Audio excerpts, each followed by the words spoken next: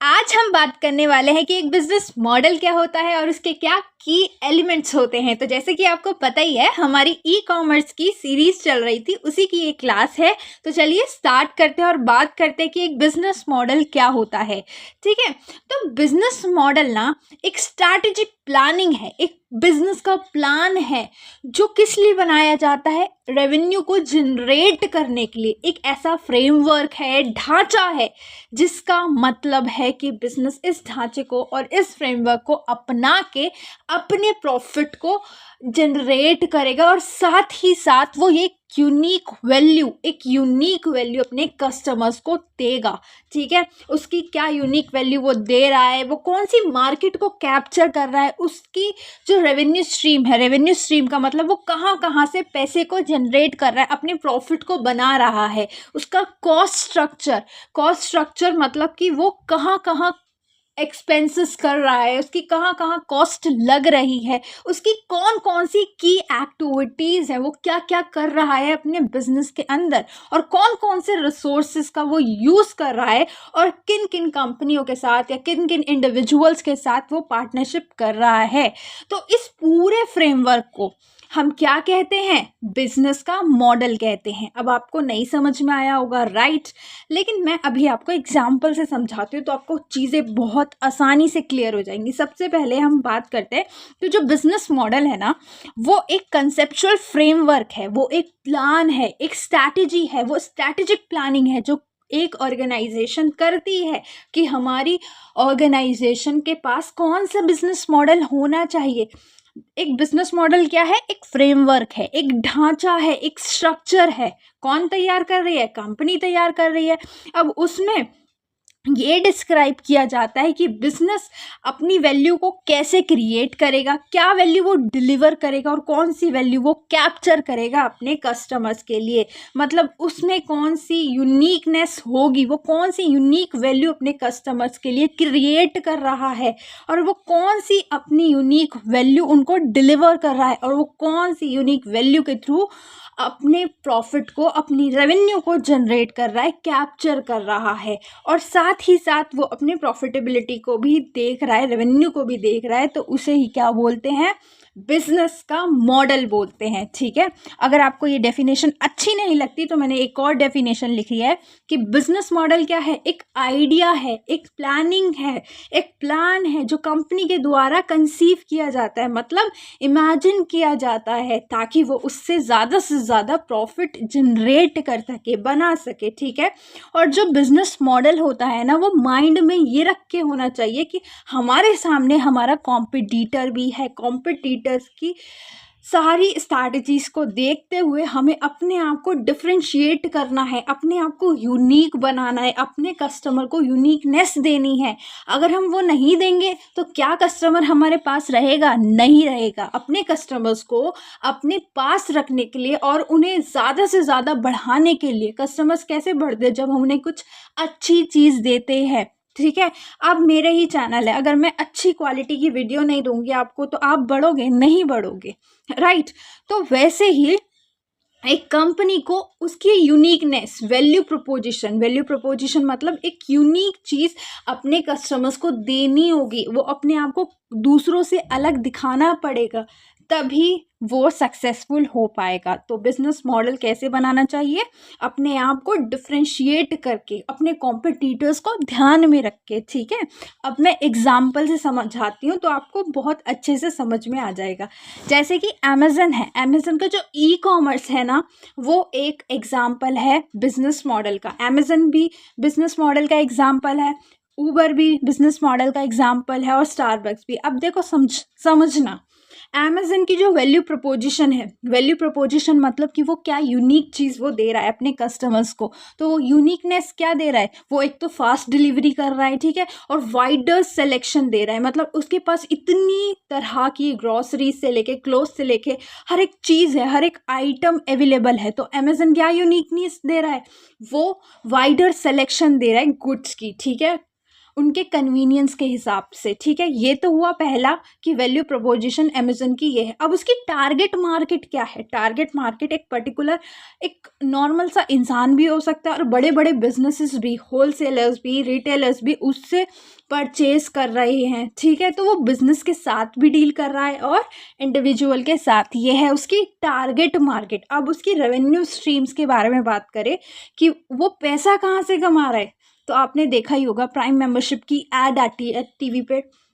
Prime membership में क्या दे रहा है? वो लोगों को मेंबरशिप दे रहा है जिसमें वो पैसा चार्ज कर रहा है, और उसमें जो लोग ऑर्डर प्लेस करेंगे उन्हें फास्ट डिलीवरी हो जाएगी क्योंकि उन्होंने मेंबरशिप खरीद रखी है। और साथ ही साथ उन्हें वीडियोस, अमेजन की जो वीडियोस हैं उन्हें देखने का भी मौका मिलता है। तो अमेजन कैसे कमा रहा है? एक तो सेल से कमा रहा है, ठीक है, ऊपर से एडवर्टाइजिंग रेवेन्यू भी आ रही है, ऊपर से प्राइम मेंबरशिप की फीस भी आ रही है, ठीक है। और एक तो सब्सक्रिप्शन सर्विस भी होती है जो हम अमेजन म्यूजिक, अमेजन वीडियो को देखने के लिए हम क्या करते हैं, सब्सक्रिप्शन लेते हैं, तो उससे भी कमा रहा है। तो अमेजन क्या कर रहा है? बहुत तरीकों से कमा रहा है। तो ये सारी मैं चीज़ें क्यों बता रही हूँ, ठीक है। और उसकी अगर मैं पार्टनरशिप की बात करूँ, उसके साथ पार्टनरशिप किस किस की है? देखो, शिपिंग कंपनी की है, ठीक है, शिपिंग कंपनी की भी उसे ज़रूरत है, सप्लायर्स की भी उसे ज़रूरत है, मैन्युफैक्चरर की भी उसे ज़रूरत है, और जो वो अपने प्लेटफॉर्म पे वीडियोस दे रहा है उसके लिए कंटेंट प्रोवाइडर, जो कंटेंट बनाएंगे, कंटेंट प्रोवाइड करेंगे, उसकी भी ज़रूरत है। तो इस सब के साथ क्या है? अमेजन की पार्टनरशिप है।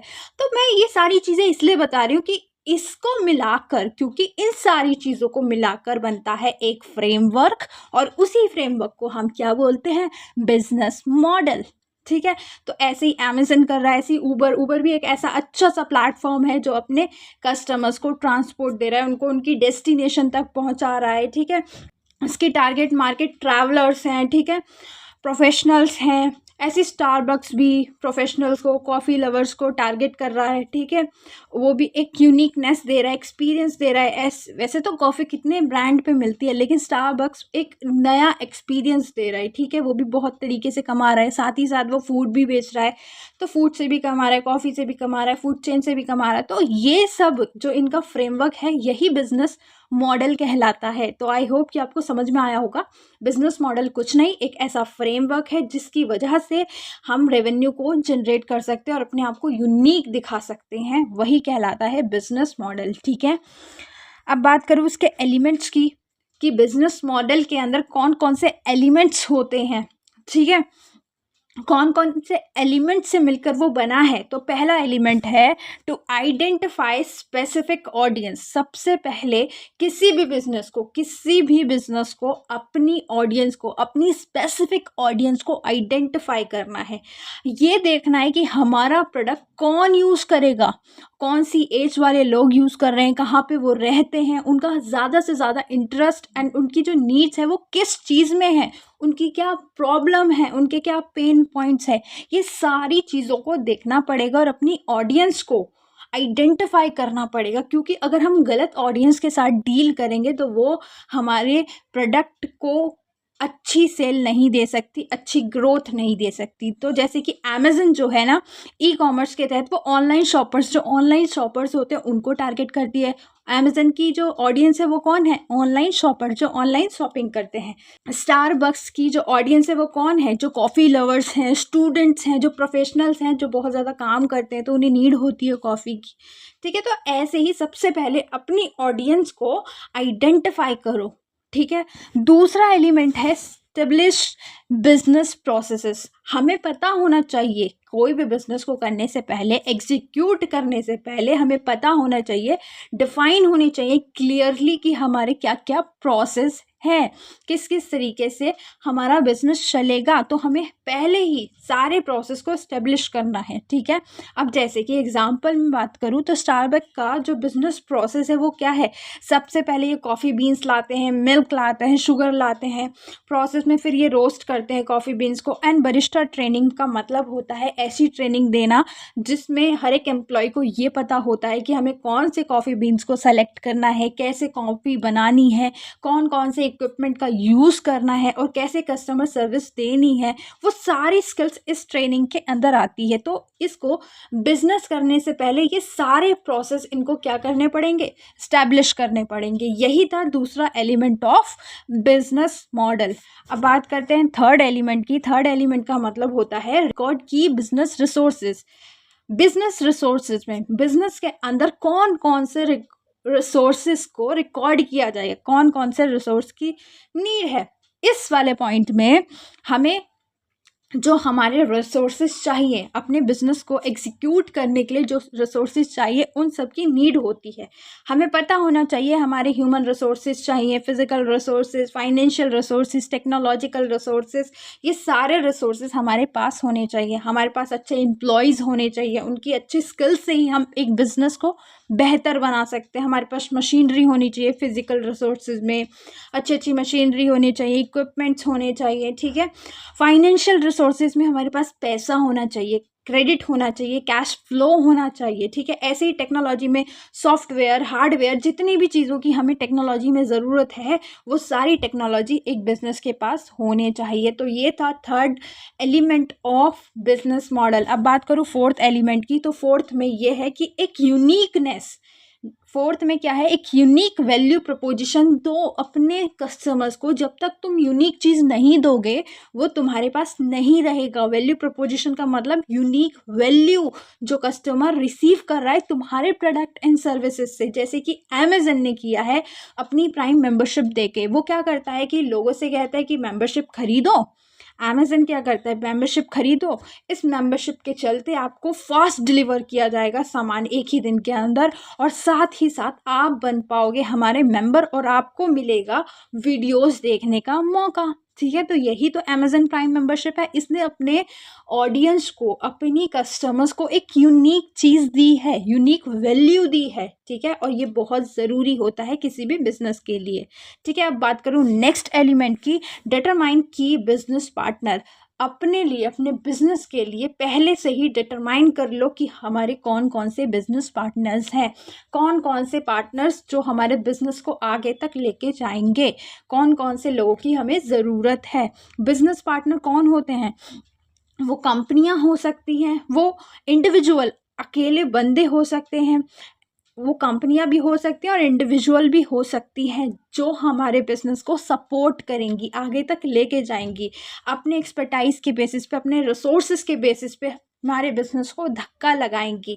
वही होते हैं बिजनेस पार्टनर। अगर मैंने एग्जांपल की बात की तो उसमें आएगा सप्लायर्स। सप्लायर्स क्या करते हैं, हमारे माल को सप्लाई करते हैं। जो टेक्नोलॉजी पार्टनर होते हैं, जो टेक्नोलॉजी हमें प्रोवाइड करते हैं, ठीक है। डिस्ट्रीब्यूशन पार्टनर्स जो हमारे प्रोडक्ट को डिस्ट्रीब्यूट करते हैं, कहने का मतलब जो हमारे प्रोडक्ट को मैन्युफैक्चरर से कस्टमर्स तक पहुंचा रहे हैं, वो होते हैं डिस्ट्रीब्यूशन पार्टनर। स्ट्रैटेजिक पार्टनर जो नई नई स्ट्रैटेजीज लेकर आ रहे हैं। तो यही थी आज की वीडियो। आई होप कि आपको अच्छी लगी होगी तो लाइक, सब्सक्राइब, शेयर ज़रूर करें। मिलते हैं नेक्स्ट वीडियो में। Till then bye bye.